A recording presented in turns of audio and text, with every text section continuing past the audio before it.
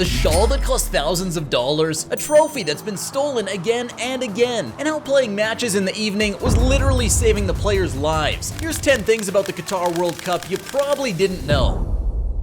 First up, you saw the cloth wrapped around Messi's shoulders when Argentina won, right? What was it? The black robe that Messi wore while lifting the trophy is called bish, and is seen as a status symbol in Arab culture, and is worn by members of the royal family. It cost $2,000 to make. But what's weird is that Qatar is the smallest country to host the World Cup. It is smaller than New York City. Two of the stadiums in Qatar are practically next to each other, only 90 miles separate. And the shocking thing is all of the World Cup stadiums are interconnected by the Doha Metro line, which makes it really easier to travel. This is also the smallest World Cup played in a very long time. This World Cup was played only for 29 days, which makes it the shortest football World Cup since 1998. And Qatar has spent 5 times more money than the last 8 World Cups combined. $300 billion. What will happen to the stadiums after the World Cup is over? Will they be demolished? Yeah, they will be deconstructed. After the event, sections of the stadium will be deconstructed and donated to other countries, and the buildings repurposed into community spaces for schools, shops, cafes. One of these stadiums is a special one. Stadium 974 was built using recycled shipping containers and will be entirely dismantled and removed. And fun fact, all of these stadiums were air conditioned, which was really hard to do. We all always imagine football with a scorching sun and lots of summertime madness. That's another reason why this World Cup seems off, because if they played in the unbearable heat in Qatar in the summer, it would have been a nightmare for players in the match. So the World Cup for the first time ever was shifted to winter, and all the fans were very pissed off. You can't imagine football without beer, but in the Islamic country, there's a ban on alcohol. Even though Qatar promised to make alcohol available for everyone, they changed the rules 2 days before the tournament started. Booze was only served in Doha's 5-star hotels and restaurants. Let's talk about David Beckham. Qatar made David Beckham the ambassador of the World Cup 2022, and he ain't cheap. Beckham made Qatar spend a whopping $277 million to be the ambassador. It's so insane. But still, this is a small amount in front of the gambling that took place in the World Cup 2022. 20 million people in the US itself spent $1.8 billion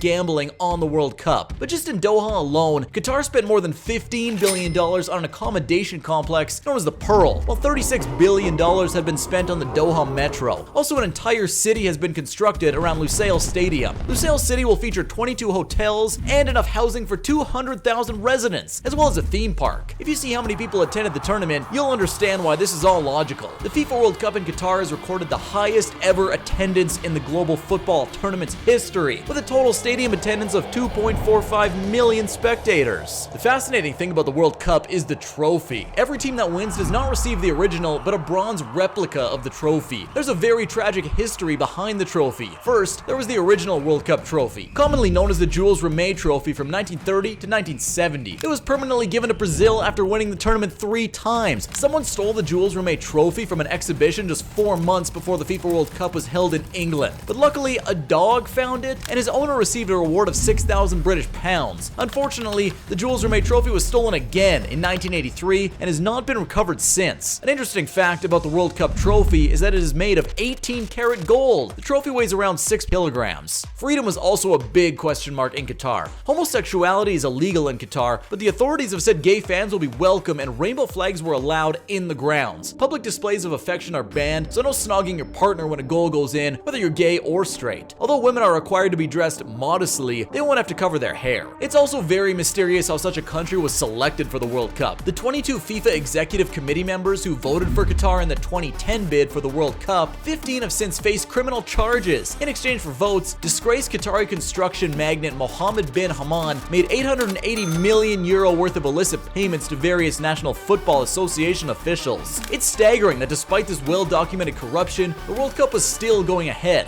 So why is it? Well, the authorities maintain that because much infrastructural work was already completed by the time the FIFA corruption scandal emerged, stripping Qatar of the hosting rights would have been impossible. But what's even crazier is having a bath with a golden soap and spending $3 million just to know your future, to wasting $500 million just on a fake painting. These are the most stupidly expensive things royal families spent money on. So click this video right now. And if you like this video, then please consider subscribing. Bye.